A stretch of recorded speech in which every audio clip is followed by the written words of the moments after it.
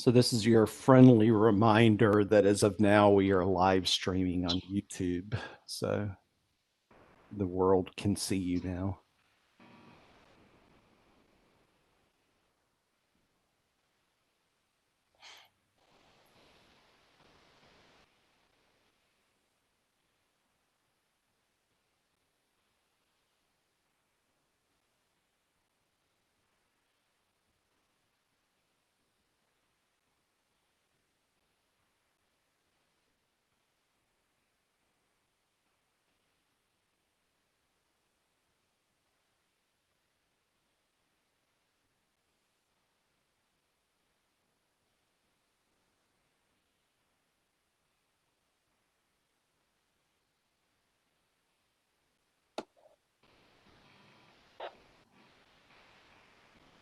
Renee, either you fell on the floor or your seat went down too far, because all I see is the top of your head.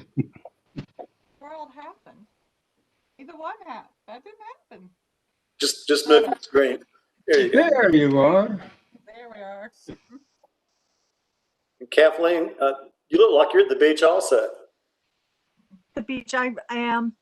I'm supposed to be just outside of Hatteras, but instead I am either in Nag's Head or Kill Devil Hills. Anyway, we found this quaint little motel that goes back to the 50s. I mean, this is just so cute, and we're hoping we're not going to be stranded here. Let's just say it's been an interesting vacation of resilience and improvisation. You're not at Nag's Head Inn, are you? Okay, then say hi to everybody. All right. Sorry? You say you're not at the Nag's Head Inn, are you? No, I'm at the Cavalier. Okay. I was at Travel Lodge. Now I'm at the Cavalier. I got literally the last room here. Oh. Is the coastal flooding still going on? Yeah.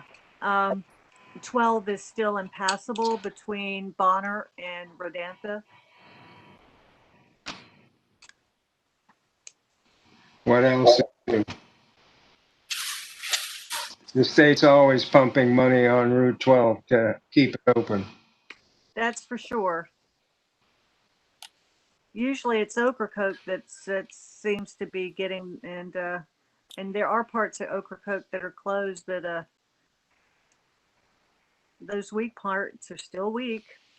Yeah, this is where you truly have a new bridge, the Bass Knight Bridge to nowhere. Yep. In fact, we got turned away. I didn't realize that Bonner had changed to Bass Knight, and we thought we could cross, and we were turned away, but it's a beautiful bridge. Yeah. Haven't seen, what the crossing's like yet, but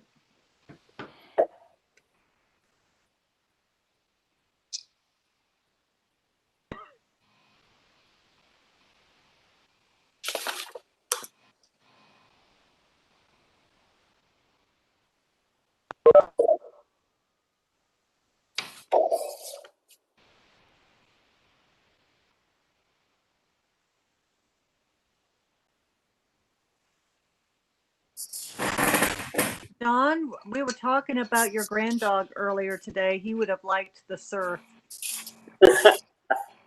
Well, Bella is his mother. She jumps off the boat and goes to the beach, and she's in the water all the time. But she's not with me today. Aww. Hey, Pam, has Chris Kennedy started up there in Pittsburgh? Yeah, one of our great municipal leaders down here in Tri-Cities. I don't know. Pam? Yes, I'm here. Yeah, Did you hear me? Dude, Chris Kennedy, he started up there in Pittsburgh. Yes, he is. Yeah, Yes. he's sorely missed down here. He was a great regional leader. I believe that. Yeah. I believe that. You I know, think he's So far, he's doing a good job. I'm very, very impressed. Yeah, neighboring town, and I would call him for advice, even though he's a Southern Pines Municipal Yes, manager, and I'm in Pinehurst. So he sorely missed. I believe that. He's very knowledgeable about a lot of different things. So I think he's doing good in Pittsburgh so far. Got a good one. Well, good. I'm glad to hear that.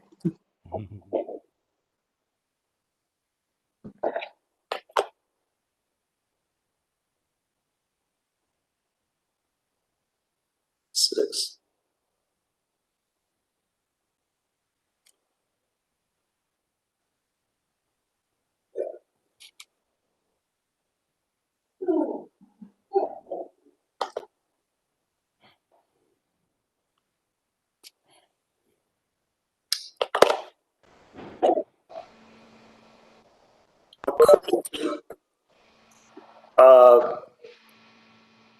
According to my watch, it is 6 o'clock, and I'll call the meeting to order.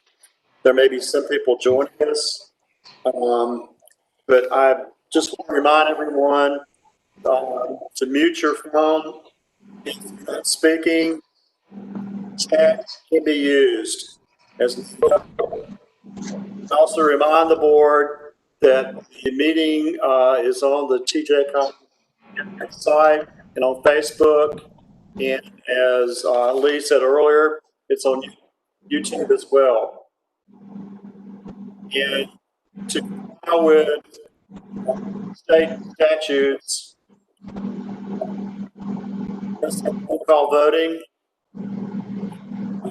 So when you speak, name municipality or county government you're affiliated with, and then you'll say yes or no on the votes. We try to do all the voting on consent agenda unless an item is pulled off of the consent agenda.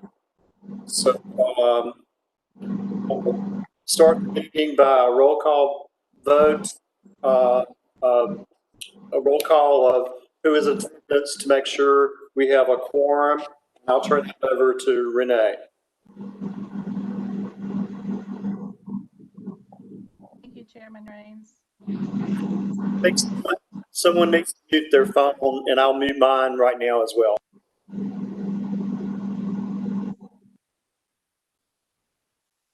Okay. Amy Dalrymple. So just a reminder, you'll need to unmute to reply. Amy Dalrymple. Butch Lauder.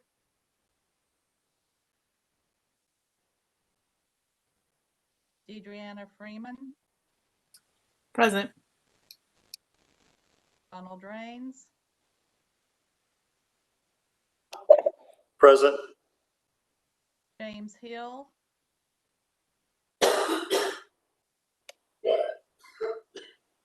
Jim Crawford. Kathleen Ferguson. Present. Kevin Drum. Present. Mark Wilson. Present. Pamela Baldwin. Present. Rebecca Salmon. Present. Ronnie Curran. Present. Sally Green. Here. Dig Hutchison. Okay. I'm not sure who call-in user number 2 is. Is that a board member?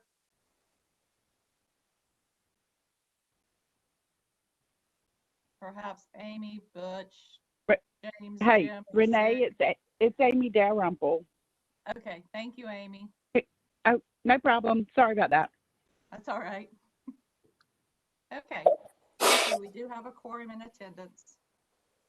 Well, Thank you very much. And the people that just joined, we appreciate you joining in. And hopefully our agenda tonight will not be very long. We do have a closed session to go over a personnel issue, and that will require an additional login that Lee will go over when we get to that item.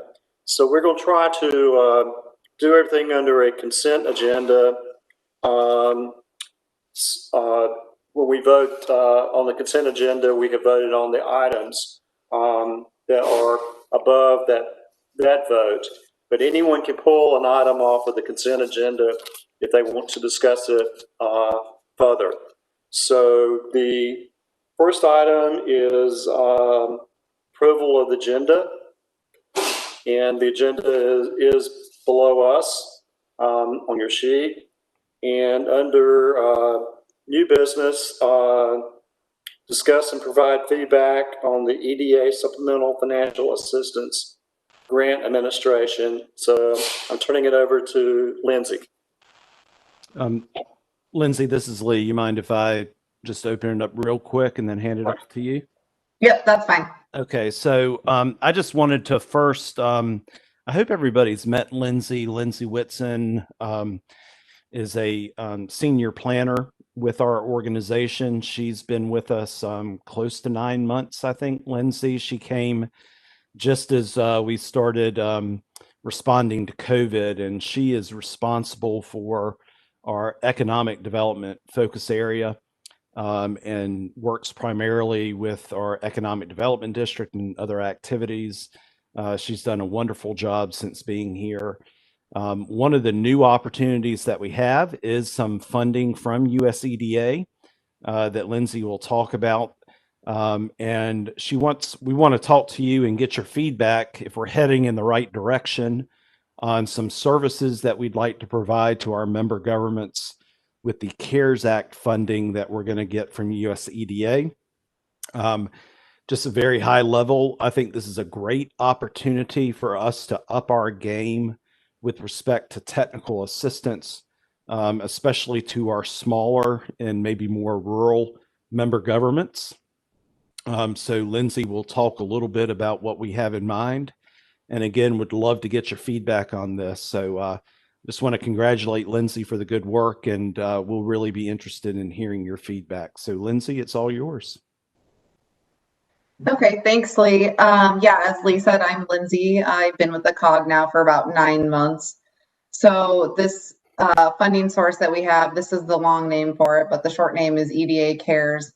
I'm just going to provide a brief, oh, Elena, next slide, please. A brief overview of what the grant award entails, and then, like Lee said, some potential topic ideas that we've discussed. So we did receive $400,000 from EDA. The agreement began on July 1, 2020, even though we didn't actually start seeing funds until mid-August. That's just the standard date that they set for all economic development districts. And the funds must be expended by June 30th, 2022. So right now we're already about 3 months in.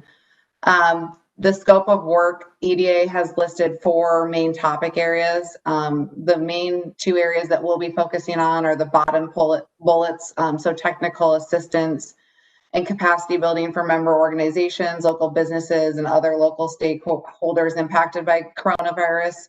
And then as well as organizational capacity support to respond to coronavirus. And that is to help pay for a portion of my position, and we hired a new planner too.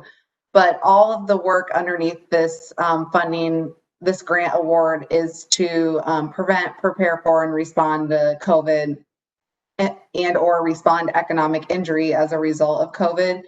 And EDA, with their wording, is very flexible so that they understand that the economic conditions are changing rapidly. So to best meet the needs of our local governments, our scope of work may change at some point. Next slide, please.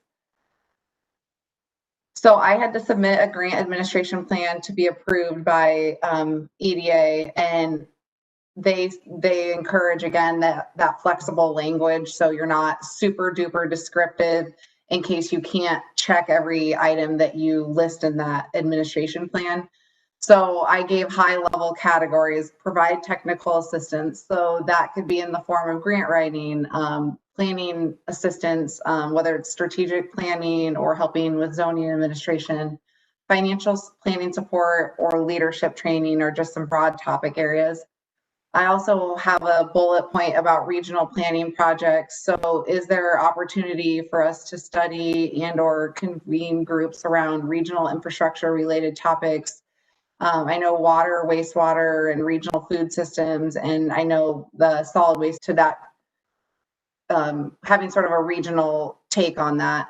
And then also, can we convene around particular COVID-related topics, whether it's like prevention or recovery, so that member governments can learn best practices and lessons learned from one another? And then also a data component. So we do have an equitable growth profile that TJCOG created in partnership with CURTAR, Council of Governments, and PolicyLink in 2012, so almost a decade ago. So when 2020 decennial data comes out, can we use that to update this document? Or can we collect data to sort of benchmark where we are as we start to steer hopefully away from COVID, so we can benchmark where we are and how we're trending as we plan for the future. And then lastly, creating partnerships to further leverage funding and capacity building. So whether it's with a private, nonprofit, or intergovernmental agreement. Next slide, please.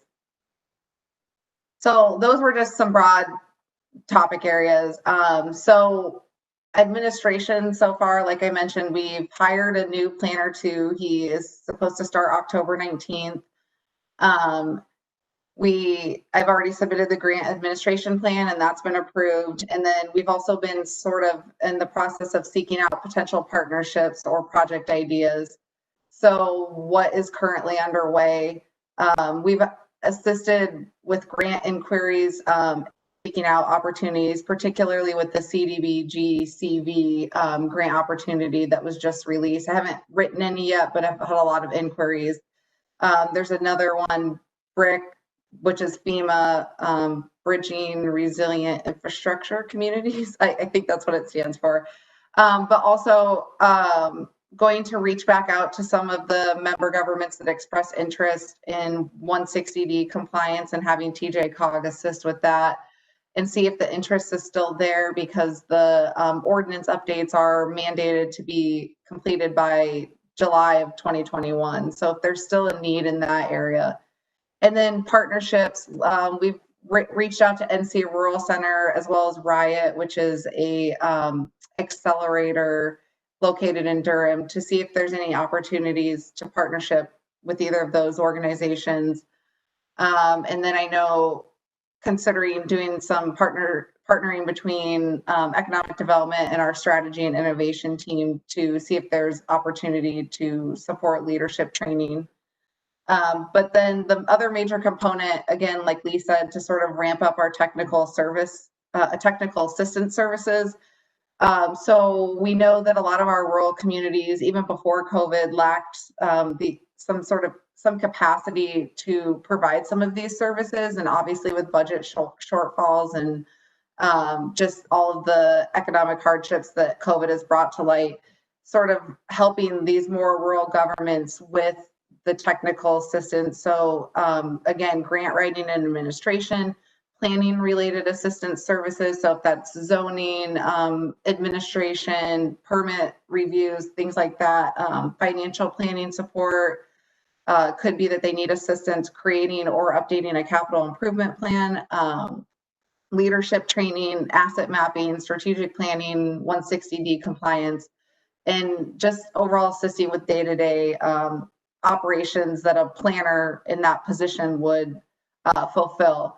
So some of the members that we've had express interest, and again, some of these expressed their interest even before COVID, but Pine Level, Robbins, Carthage, Princeton, Cameron, and Kenley.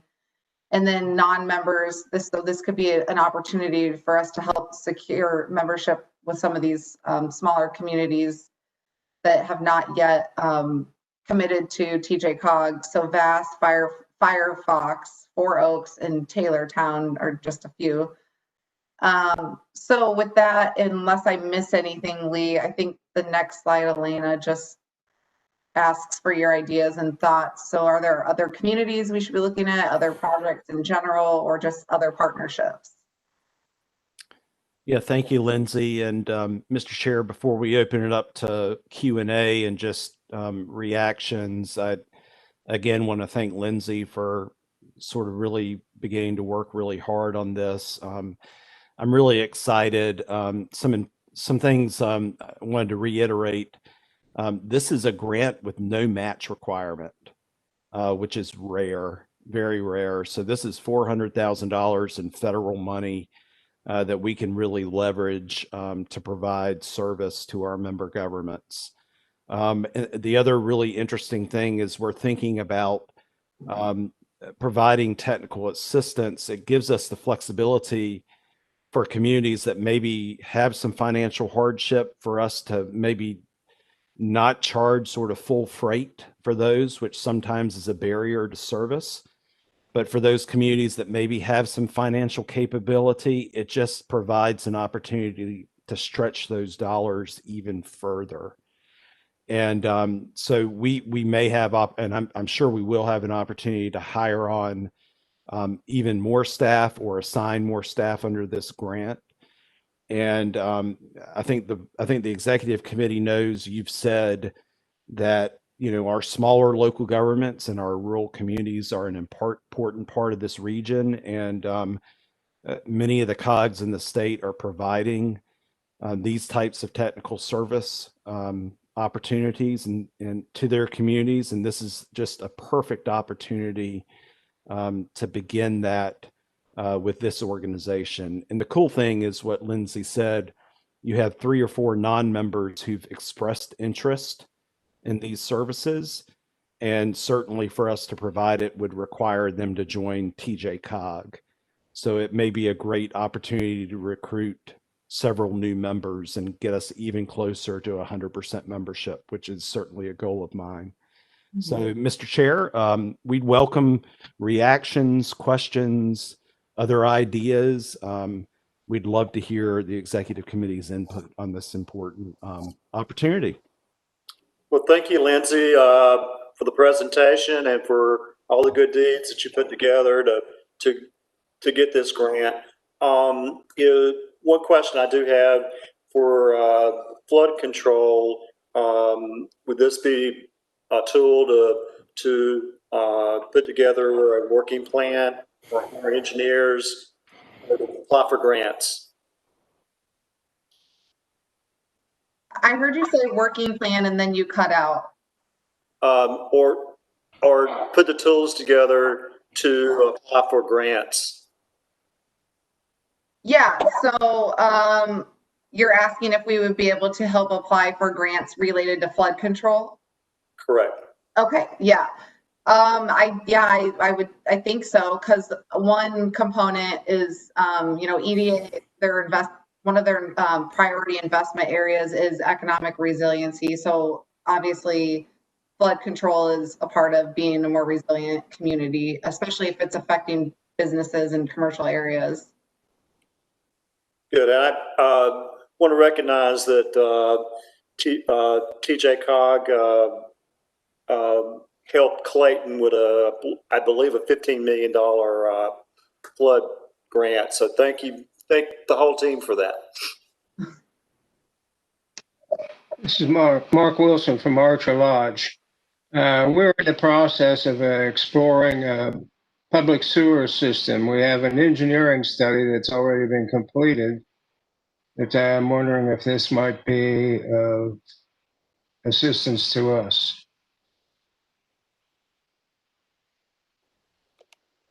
So you said the study is already complete.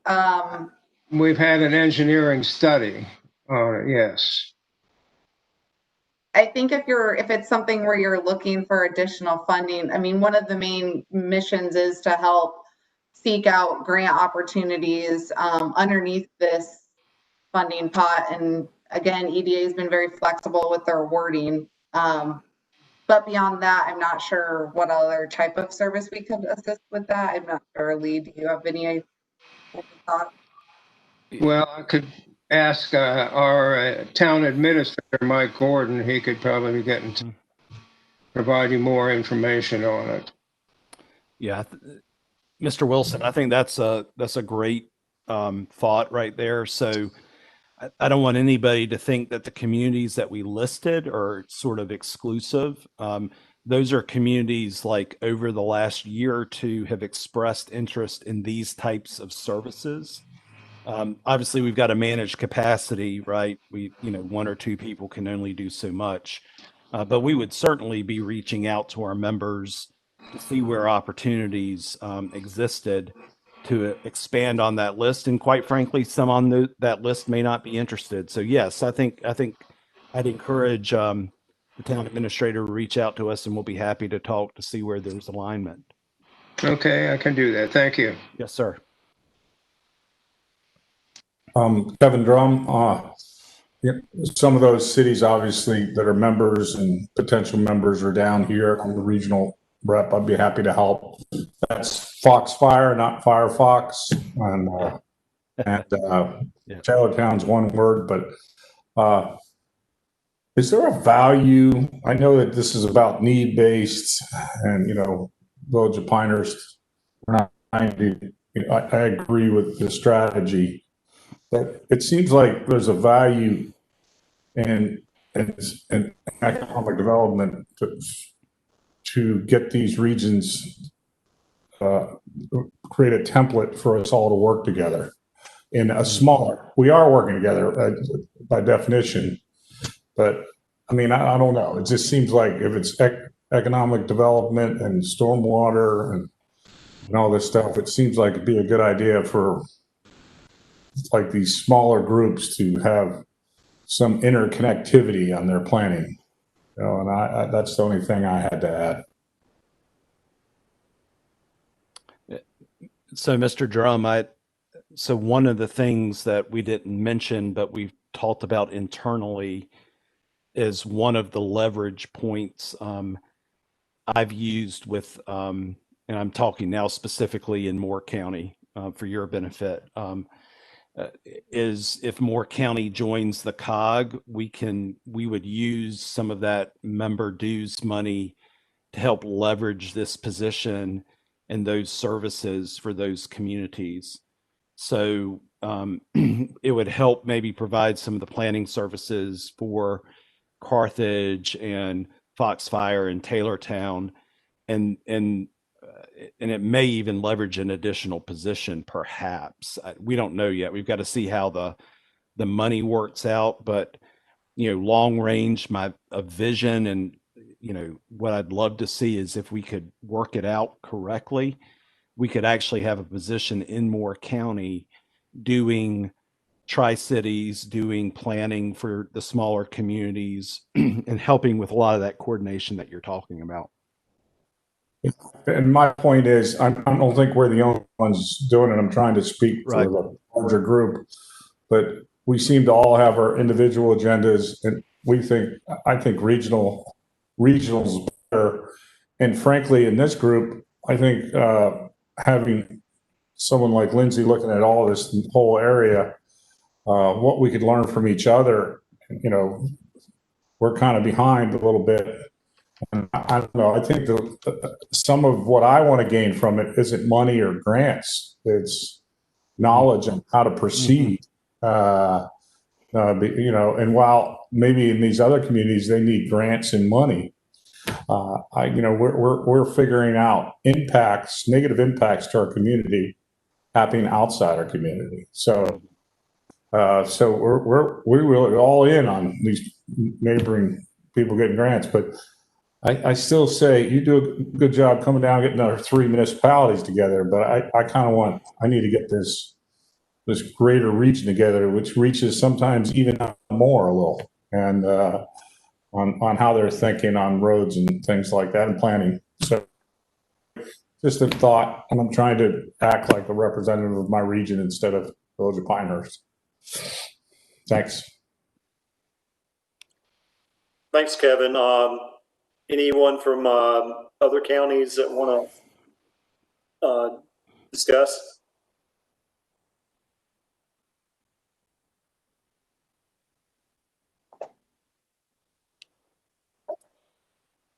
Well, I know that Chatham County and Lee County and all 7 counties have some opportunities up here to expand programs that they need. So, and I look forward to moving this forward.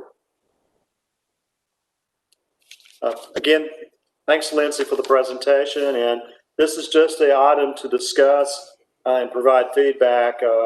It's not to approve or disapprove.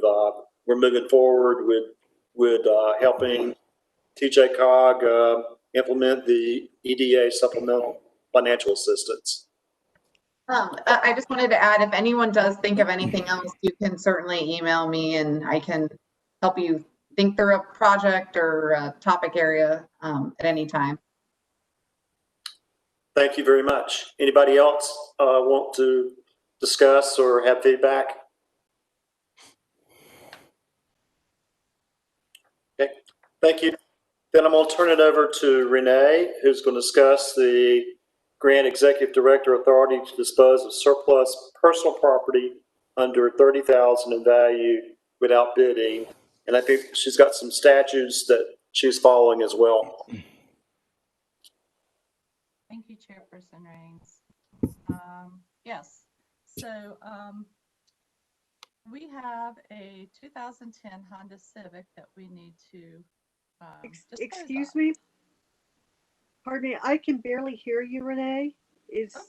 I don't know, am I the only one that is having sound? No, potential sound? something wrong with her audio. Uh-oh. Yeah, I can't hear either. You're just real quiet, Renee. So I don't Well, we know. know that's not the case. Let's see. Put your Madison County voice to it. Then you wouldn't be able to understand me. Is that any better? Not much. You gotta speak Just louder. a little.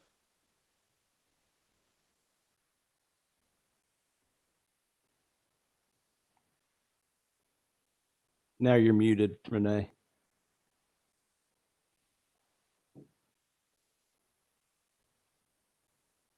Okay, how are we now? All right.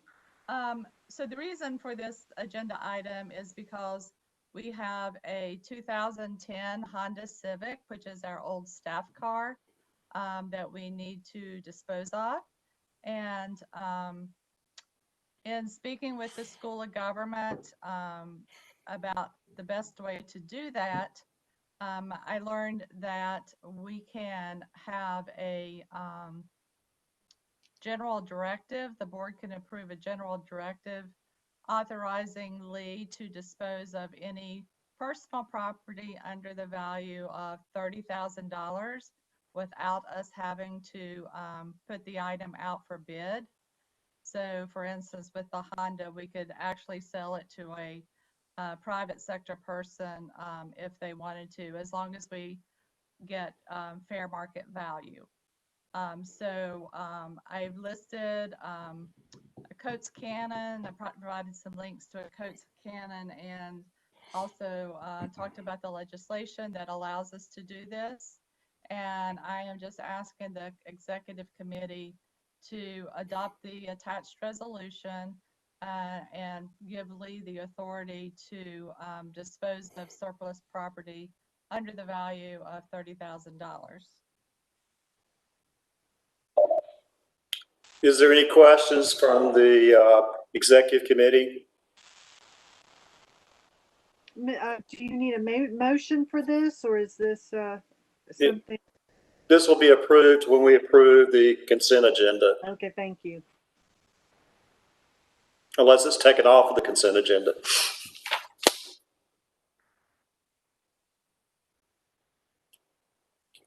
Okay, it sounds like it's pretty clear that we got things we don't need anymore. So we'll move forward with this item on our consent agenda. Does anyone have any questions for Renee? Thank you, Renee, for this presentation, and we'll move forward with the items that are on our consent agenda, and they are to grant executive director authority to dispose of surplus property under $30,000 in value without bidding, approve the minutes of the June 24th executive committee meeting. There's one more item. I apologize. There's an amendment to the personnel policy. Lee? Yes, two additional items on the consent agenda. The amendment to the personnel policy. I said when the board adopted the personnel policy a month or two ago, we were bound to miss something, and we did. What we missed is the new floating holiday that is offered to employees. We had written in that it would reset on the fiscal year, but our holidays and vacations usually work on the calendar year. So we just need to make that change so that we're consistent. And since we're sort of close to the end of the calendar year, we would ask the executive committee to grant employees one floating holiday from now until December 31st, 2020. And then on January 1, 2021, it would go to the two floating holidays. So that's the personnel policy item. And then the last thing is, when you did my evaluation in June, the executive committee never took a vote in open session explicitly about my merit increase. And so after speaking to the officers, they asked me to put this on the agenda, that during the closed session, the executive committee agreed to grant me a merit increase that is the same as other TJCOG employees when I implement that. And just as a reminder, I'll be implementing merit as soon as I can, once one last budget issue with our transportation demand management program gets straightened out. I think that'll be any day now once we receive contracts. So those are the items on the consent agenda, Mr. Chair. Okay, is there any discussion about the basically just housekeeping changes on the personnel policy? And as everyone that was in the executive committee meeting on Lee's review, it was intended that we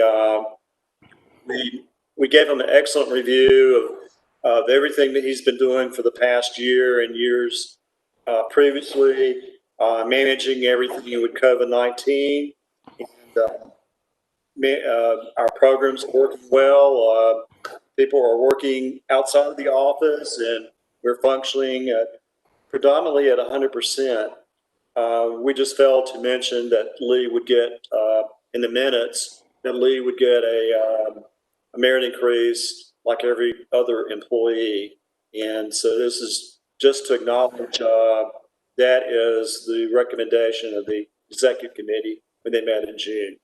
So does anyone want to add to my comment related to that Lee's merit increase would be the same as all the other employees of TJCOG?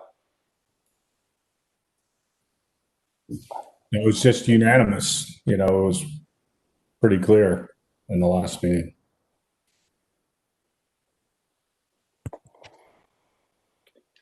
That is on our consent agenda, and it will be part of the records of this meeting, so that when Lee does get his merit increase, it's very clear and defined by the executive committee.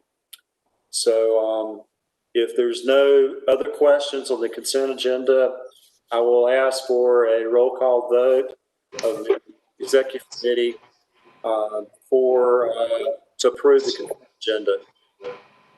Mr. Chair, do you need a motion to approve the consent agenda? I'll make that motion if you need one. And I You do need one. Second.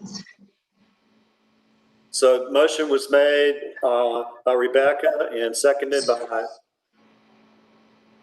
I second it. did too, so you had plenty of seconds. Okay, Pam or Kathleen. So I'll let someone else determine who made it. So thank you for. I yield to my colleague from Pittsburgh. Thanks. So, as Renee would call your name and local government entity, if you would vote yes or no or your choice. Thank you. Amy Dalrymple, Yes. Butch Lauder, I don't think he enjoyed this. Deidreana Freeman, Yes. Donald Rains, Yes. Kathleen Ferguson, Yes. Kevin Drum, Yes. Mark Wilson, Yes. Pamela Baldwin, Yes. Rebecca Salmon, Yes. Ronnie Curran, Yes. Sally Green,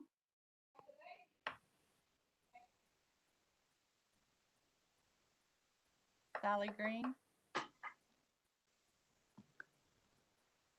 Yes. Can you hear me? that is everyone. Thank you. Thank you very much. I think that was unanimous. So thank you for the excellent work, Lee, that you've done throughout the year, and it's official, and all the other items on our agenda is official. I'm going to turn this over to Lee because we got some logistics we have to work out on the our closed session to discuss personnel issues. Thank you, Mr. Chair. Yes, we've got a closed session scheduled for tonight for the purpose of personnel.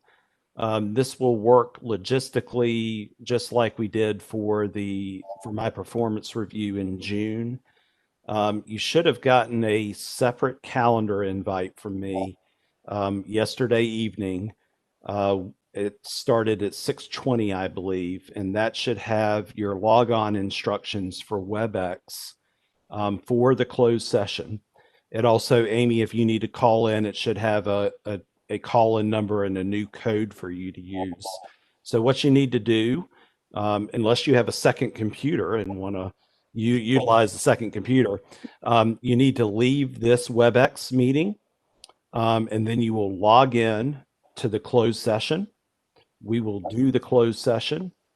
And then when we're done with closed session, you will leave that meeting, but you're not done yet. We need you to come back so we can wrap up the meeting. There's no anticipated action after the closed session related to the closed session, but we will have the chairman's report and all of that. So we need you to come back. So you'll just go back to the original meeting you're in right now. That calendar invite came from Renee and started, I think, at 5:45. Just click back into that and it should bring you right back. I also sent you a Word document that sort of lists all of that as well. I sent that out yesterday.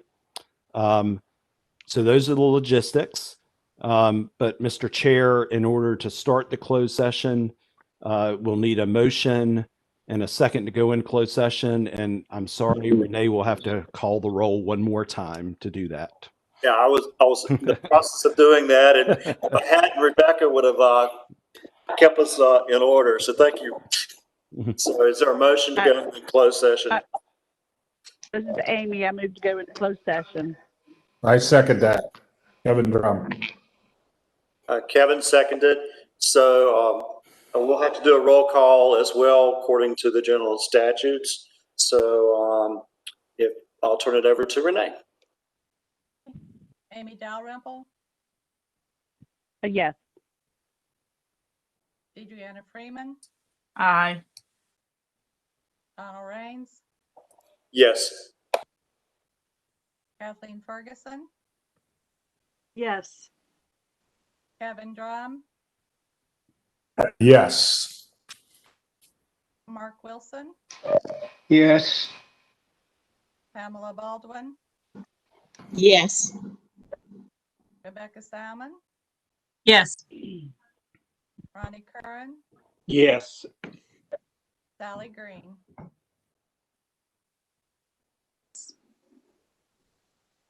thank you. That's unanimous as well. Okay, we'll give everybody about 5 minutes to log in to the separate meeting.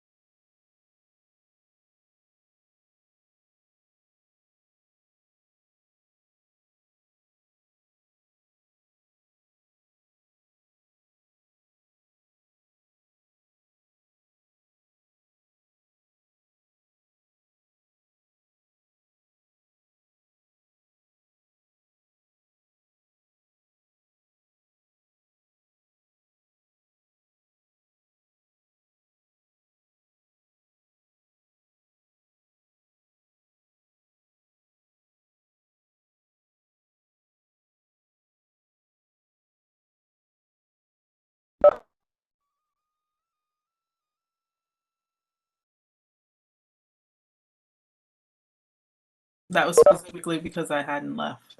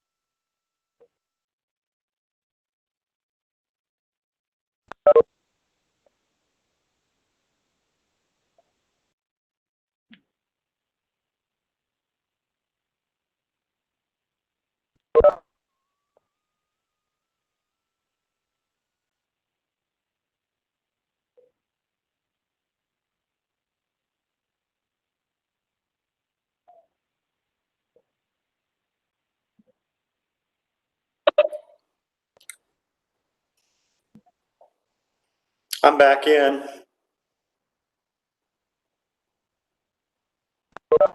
I believe I am.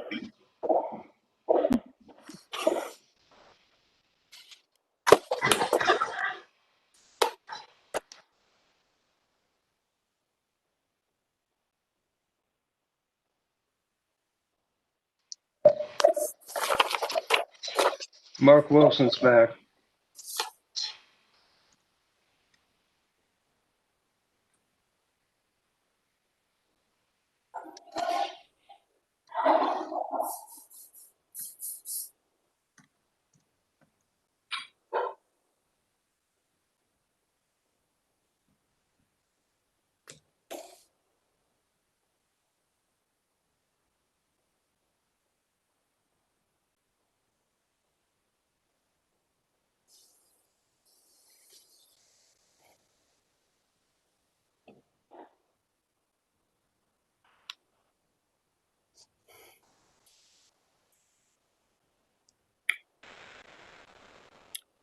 Is everyone back or? This is Amy. I'm here. I'm sorry, Kevin here.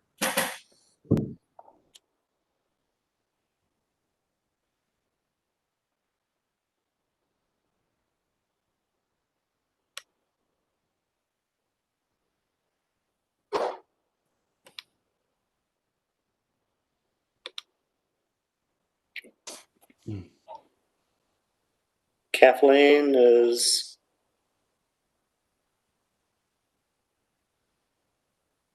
Looks like Kathleen is missing.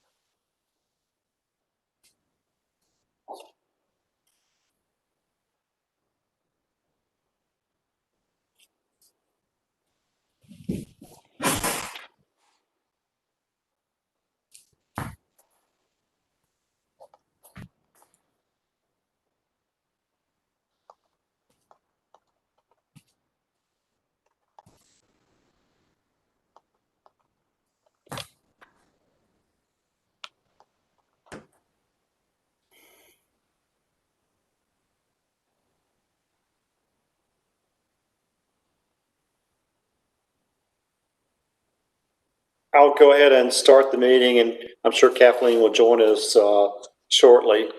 So at this point, I will turn it over to Lee for the Executive Director's report. Thank you, Mr. Chair. Real quick report. I did want to let the Executive Committee know just how pleased and proud I am of staff continuing to do a great job in a virtual environment. We are continuing to be almost 100% virtual, and staff continues to do a great job.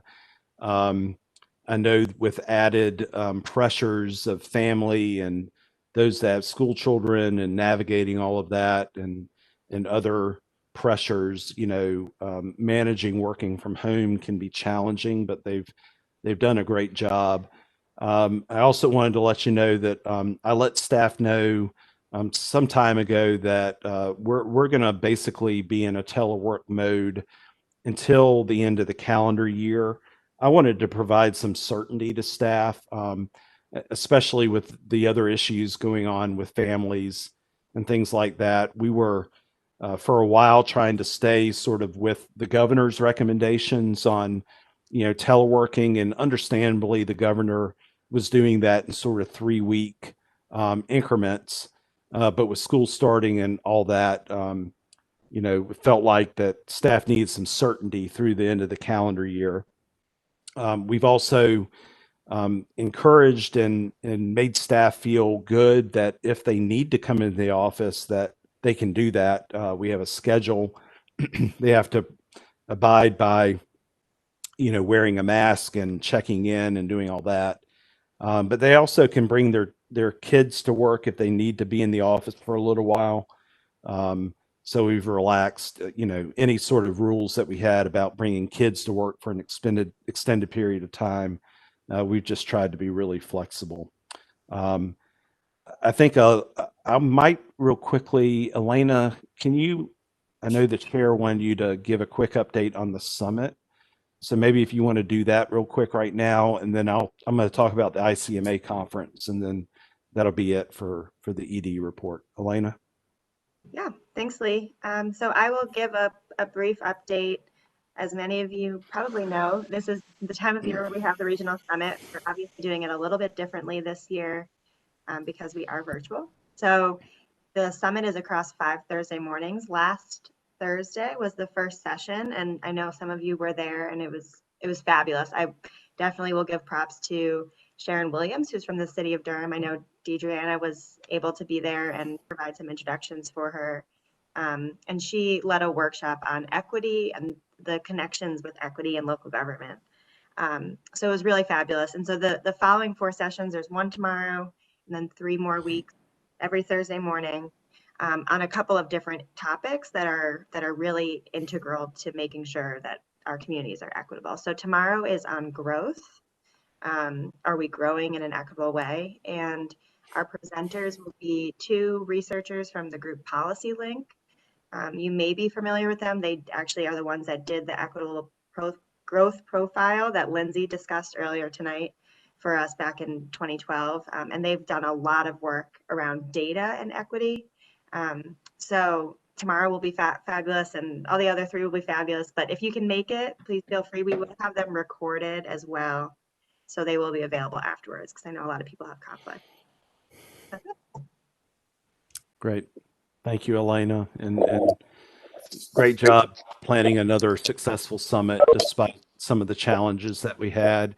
The other thing that we're doing for our members, because of some differences in how we're all doing conferences, is many of your managers, I hope, are members of the International City County Management Association, or ICMA. We were supposed to have our conference in person here in the next few weeks, but of course that got canceled because of COVID. But ICMA is doing a virtual conference over the next several days. And we've tried to replicate some of the things we know managers will appreciate about the conference, and created a ICMA conference regional cohort.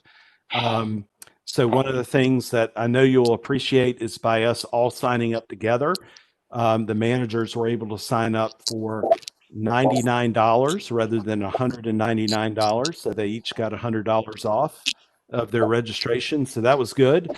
But then we've put together some additional programming. So today at 12 o'clock or 12 noon, we had a reflection by Tom Bonfield and Ruffin Hall. And so really unique time in our region where the managers of the two largest municipalities are retiring at the same time. So we had 40 individuals on a call today, and Tom and Ruffin just reflected on their careers and what's going on in the region. And I've already gotten several emails saying, thank you, that was really great. Tomorrow morning, we're going to have presentations by the Johnston County manager and the Chatham County manager on sort of our East and West County efforts around economic development. I'm sure we'll be talking about pharmaceuticals and talking about the mega parks in Chatham County.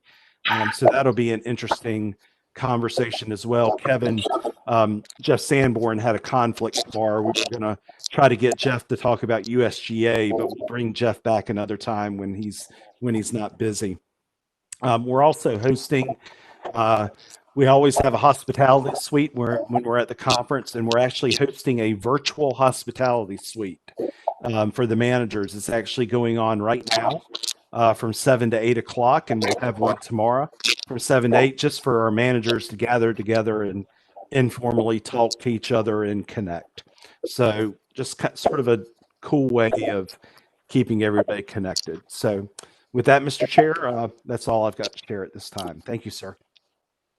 Well, I look forward to our virtual meal to go with those the entertainment you have with those events. Maybe we can have our virtual meal our next meeting.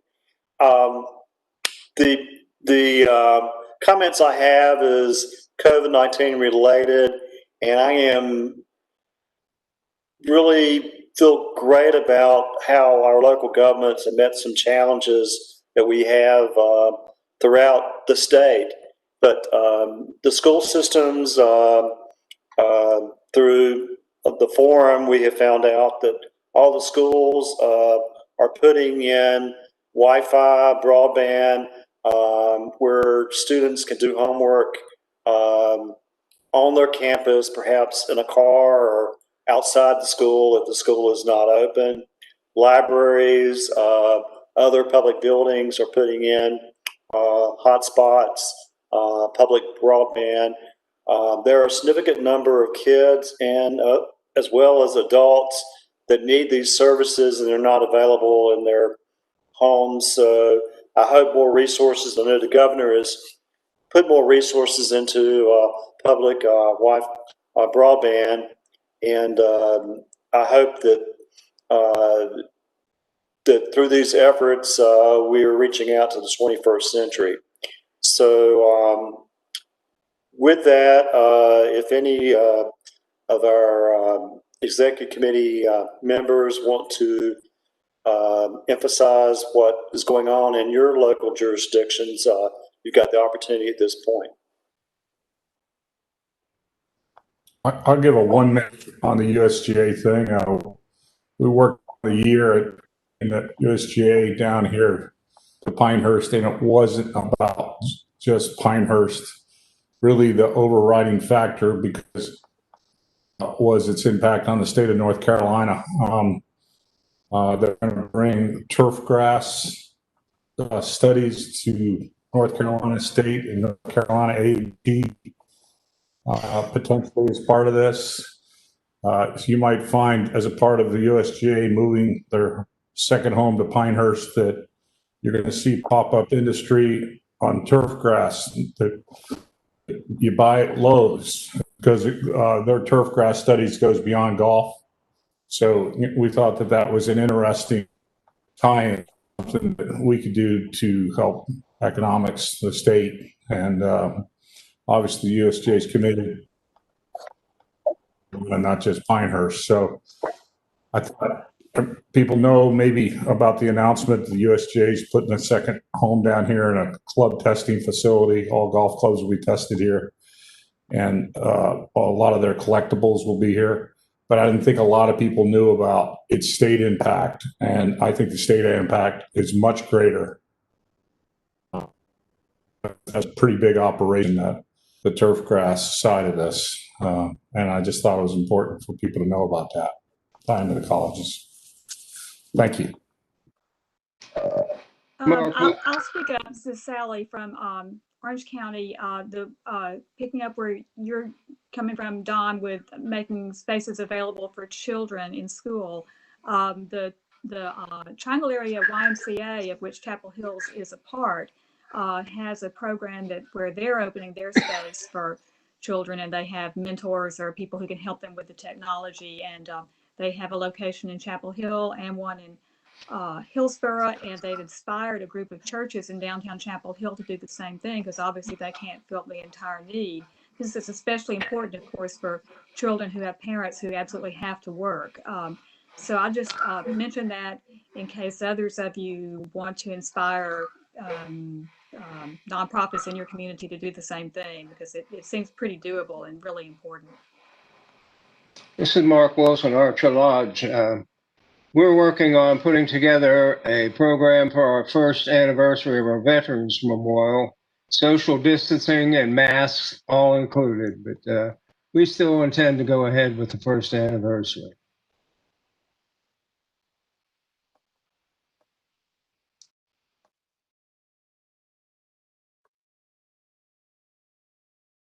Anybody else have something to share? I wanted to ask Lee, is there anybody successfully have an outdoor event of any substance in any of our COG towns using social distancing? Excuse me, I am not aware of anything.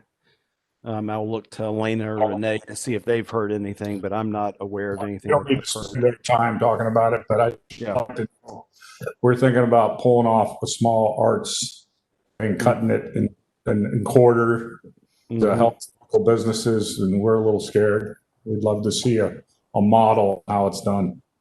Okay. I would share that in Durham we have successfully opened our sidewalks and parking slots for small businesses, small restaurants downtown. So we have a Thursday, Friday, I think it's Friday, Saturday, Sunday,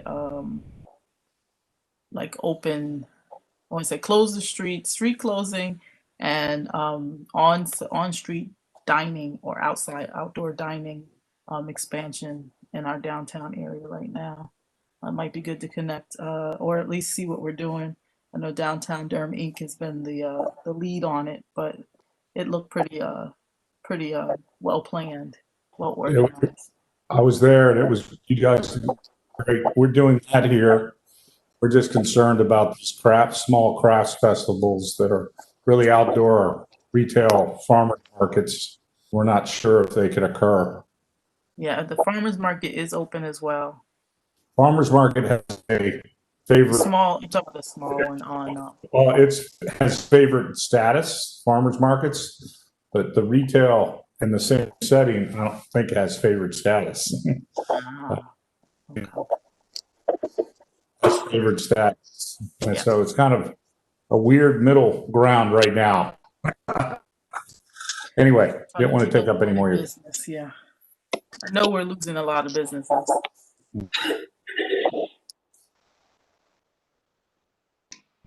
I know the state farmers market is open, and they're using a one-way traffic flow in and out of the state farmers market. That's helpful. Thanks. I'll just note from the town of Princeton, we're looking at having a Christmas parade, but it would probably the spectators would be in their own automobile rather than being on the street. But if there's no other roundtable business to discuss tonight.